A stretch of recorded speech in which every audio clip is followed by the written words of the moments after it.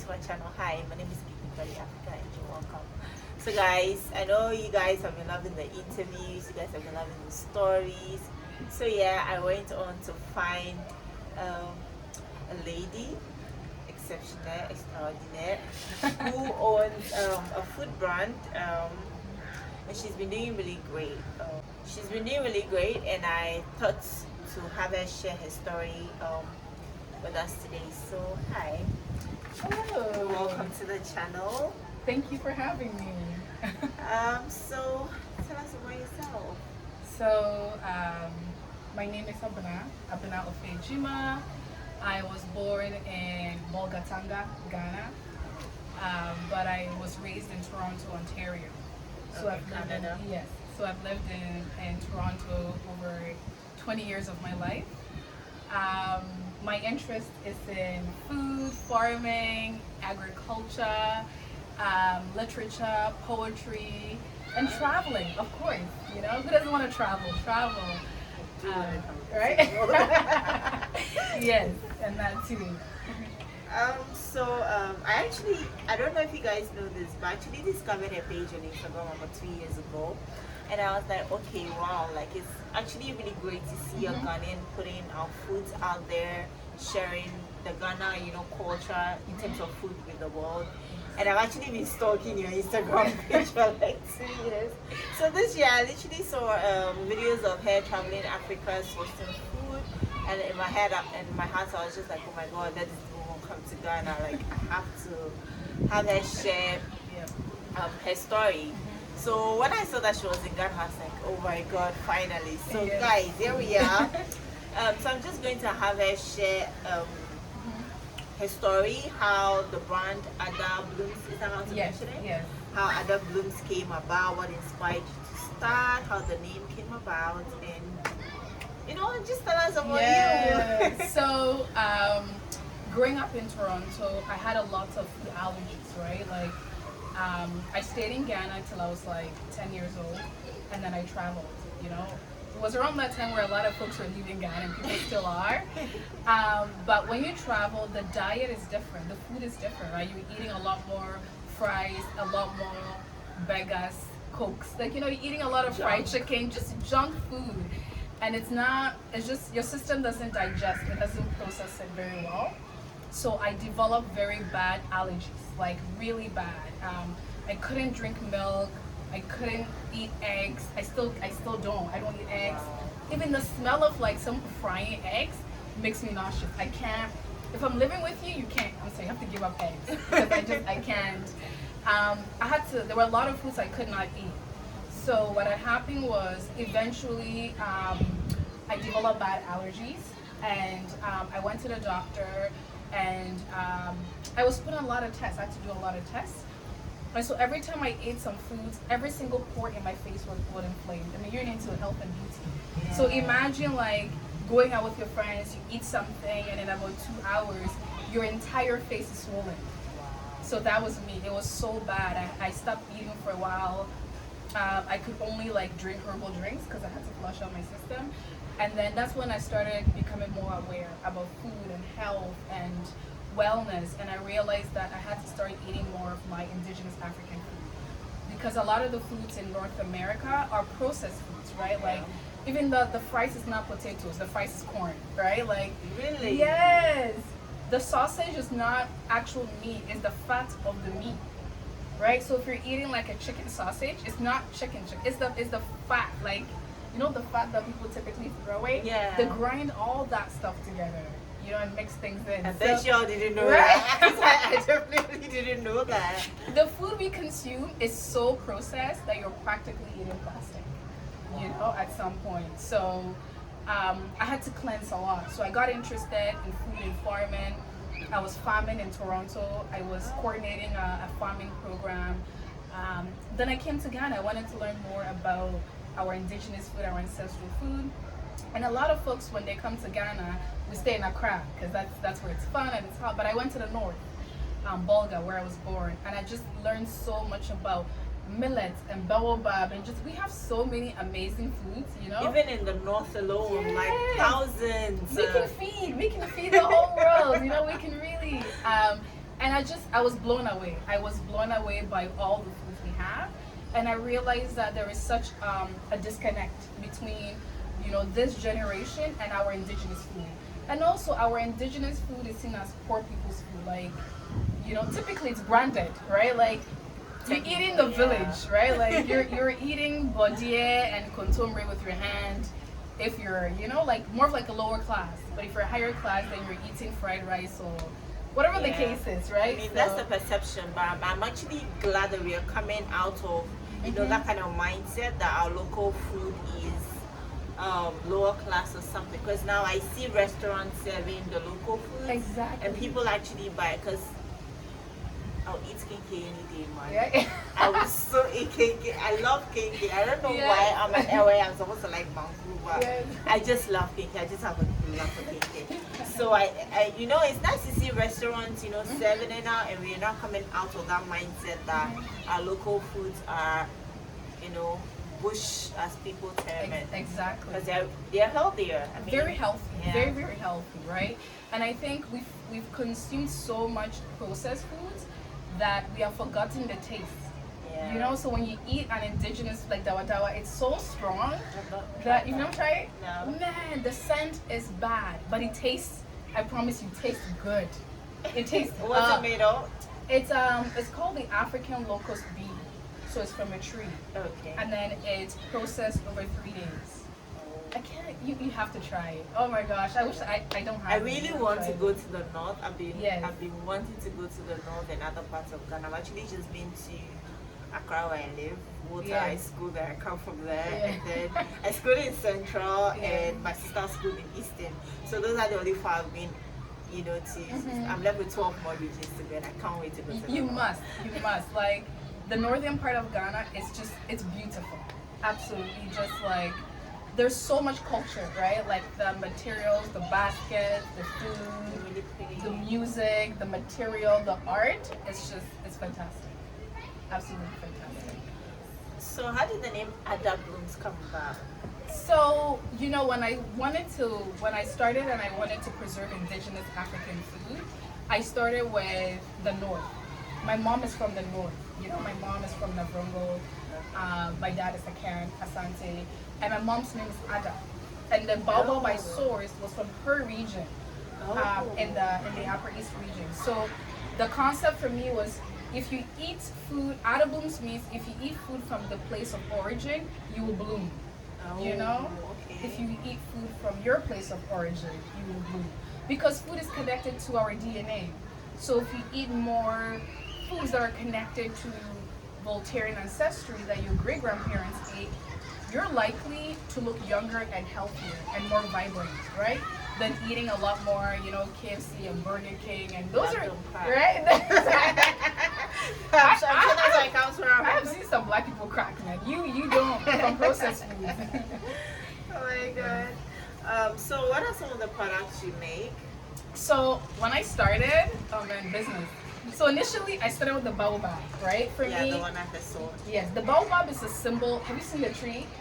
Yeah. Okay. Growing That's up, we used to yes. have a lot of them. Yes. I remember when we were in school, we used to have like this kind of break in the afternoon, and then we'll go and steal baobab from people's farms. Yeah. You know how it comes in Yes. there will steal and run away, go somewhere, crack it, and then share with our friends. I love that. I love that. It was fun growing up. So yeah, I've we've tasted it. yeah. So baobab for me is the representation of the African continent. The tree is so grand. Like if you see it, it's just it commands your presence. It commands you. It reminds you you're human. And for me, it's just like you're eating food from a tree that has lived 5,000 years. And if this is not indigenous, what is? So I started with the baobab powder. Then eventually I added tiger nuts. I added millet del fonio. So initially when I yes, so this is fonio. Fonio is a grain that is grown in the northern region in the Tamale area. It's really, really, really tiny grains. You can actually use it for porridge. So see how tiny it is? It can be used for porridge. You Can it be make eaten raw? yeah. You can try it raw. Yeah. You can make like mutual. It tastes like cereal. Right? So it's great for porridge.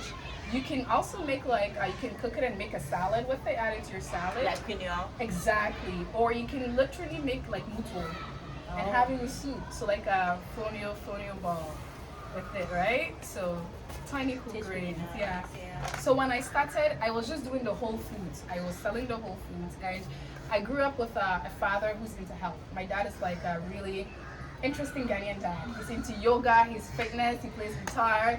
I like He's just, everything. he's his own person, you know? Yeah. So growing up, he bought a juicer. You know, when I was like in middle school, we used to juice dandelion. And my friends would come to our home, you know, and like, you're an African immigrant and you're juicing dandelion. People think you're weird. Like, what do you do with dandelion juice? So I grew up with like a juicer, drinking like healthy juices. So when I started, I was adding the juices to the powder to the juices. I was doing like apple, ginger, baobab, pineapple, baobab, and it was great. But I was using organic produce. It was just a lot. So I stopped doing the beverages and then I started doing snacks. So I sell the whole foods, but I also do snacks. I wish I had some. So like brownies. And Brownies, I think I saw yes. some of those on your The website. fudge bites, the baobab Yeah. fudge bites. I have to bring it to Ghana. I sold it at Afro Chic. I think December 2019. Gone in seconds. Gone in seconds. You need Yeah. to bring it back. Because now the confection industry in Ghana is also blooming. People are Yes. making cupcakes, Yes. really nice cakes. So I think I will sell. Yes. I see that you actually travel a lot yourself to source the products. I mean, why do that? Because the world has actually evolved in such a way that you can just, just sit at home, Yes. website, click, order, have it shipped. Why go, all the way? Yes. Why? Is there any It's- special reason? Yes, it's a great question. I think the African continent is so exploited. You know what I mean? Like everybody comes and they exploit it.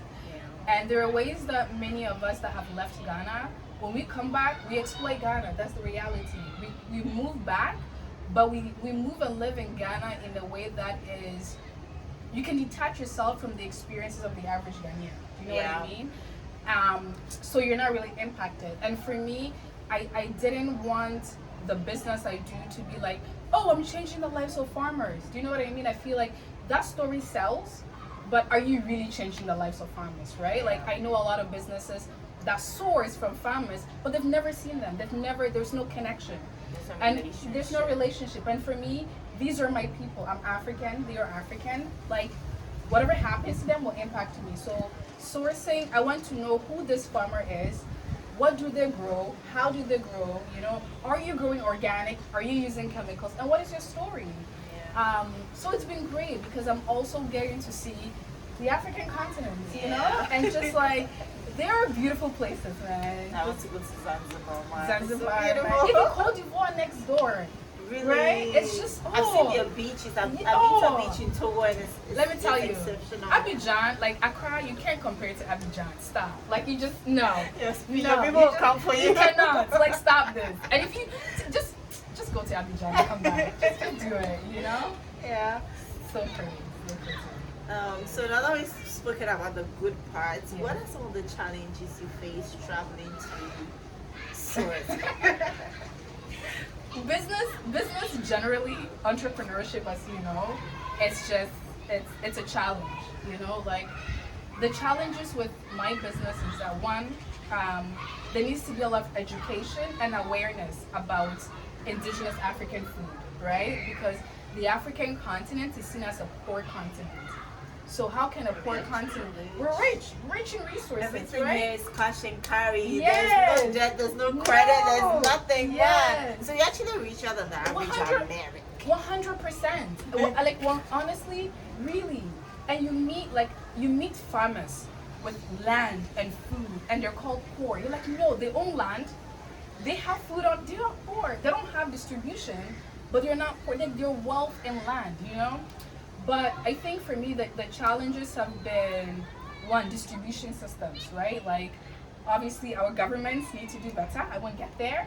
But with roads, transportation, basic amenities. Yes. I mean, there's not even politics, it's just basic just facts. We basic, need right? to do better So as a people. there are many farmers that have food. Like I would tell people, like I've been to farms where you see rice bags, like peppers, cassava, but it can't leave the farm. On what road? In what car? right? So a lot of farmers also don't have post-harvest investments, right? So when they grow food, exactly, like where they're storing the tomatoes or peppers, right? And all these other things that typically go bad. So, I mean, one of the challenges to shipping and transportation and all those things that come with it. Yeah. So apart from that, there's no other challenge? I mean, money's always a challenge for any business owner. You know, Yeah. money's always a challenge. So, because I fund, right? My business, I fund it myself. Yeah. So, Oh, yeah. wow. So some of the self-made stories. You think so? With a lot of support from, Yeah. and encouragement and motivation Yeah. from friends and family.